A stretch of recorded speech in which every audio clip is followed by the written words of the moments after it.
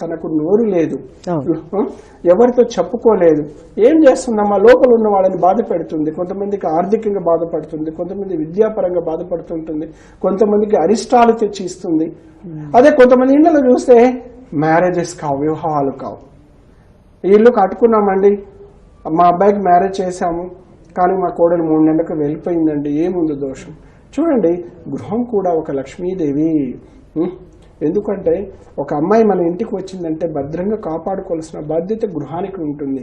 కానీ ఆ గృహంలో కొన్ని కనిపించని దోషాలు ఉన్నప్పుడు వాళ్ళు అనుభవిస్తారు. అక్కడి నుంచి మానసికమైన బాధ. అంతే కదమ్మా? ఎందుకంటే ఎంతో కష్టపడి పిల్లలకి పెళ్లి చేస్తాం, ఎంతో పెద్ద చేసి, కానీ ఇంత ఆనందంగా చేసుకున్న ఒక వేడుక ఆమె వెళ్ళిపోయేసరికి మనకి ఎంత బాధ ఉంటుందమ్మా.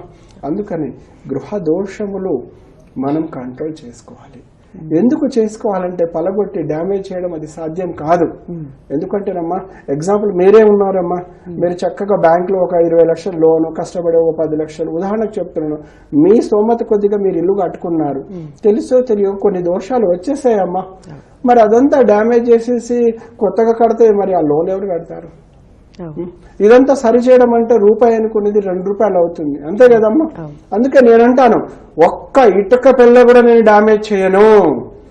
ఏ శక్తి పీడిస్తుందో దాన్ని కంట్రోల్ చేయడమే సాయి వాస్తు కార్యక్రమము. అది కూడా నేను షిరిడి సాయిబాబా అనుగ్రహంతోనే. బాబా అనుగ్రహం లేకుండా ఎవరింట్లో కూడా నేను అడుగు పెట్టను. ఎందుకంటేనమ్మా, సాయి అంటే సర్వదేవతల స్వరూపము.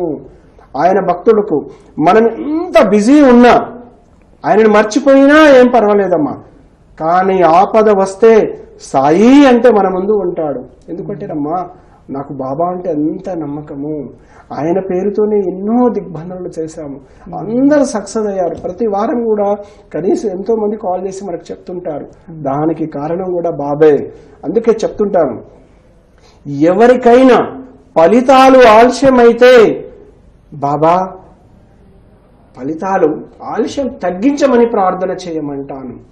మీకు తొందరగా ఫలితాలు వస్తే ఆ షిరిడి సాయిబాబాకి ధన్యవాదాలు చెప్పుకోమంటాను. ఎందుకంటే ఆయన అనుగ్రహంతోనే నేను చేస్తున్నాను. ఎందుకంటే నేను ఒక సామాన్యుని మాత్రమే. 2012లో నేను వాస్తు విజయం గ్రంథం రచించానమ్మా. ఆయన కలలో వచ్చి కూడా వాస్తు విజయం పేరు పెట్టమన్నారు.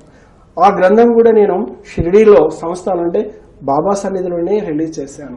2016లో సెకండ్ కాపీ రిలీజ్ చేశాను, అది కూడా బాబా సన్నిధిలోనే. ఫ్రంట్ పేజ్ ఇమేజ్ చేశానమ్మా. అక్కడ పోయి చూస్తే బాబా వారు సేమ్ అదే అలంకరణ ఉంది. చూడండి, ఆయన తెలియజేస్తూ ఉంటాడు. సాయి మీద మనకు నమ్మకం ఉంటే చాలు, ఇండికేషన్స్ ఇస్తూ ఉంటాడు. ఆయన మనల్ని ఎలా రక్షిస్తాడో, ఏ టైంలో మనల్ని ఎవరింటికి పోయి ఏ దోషాన్ని నివారిస్తాడో ఎవ్వరికీ తెలియదు. నాకు కూడా తెలియదమ్మా. నాకు కూడా ఎన్నో కాల్స్ వస్తుంటాయి, అన్నీ మనం తీసుకోలేము.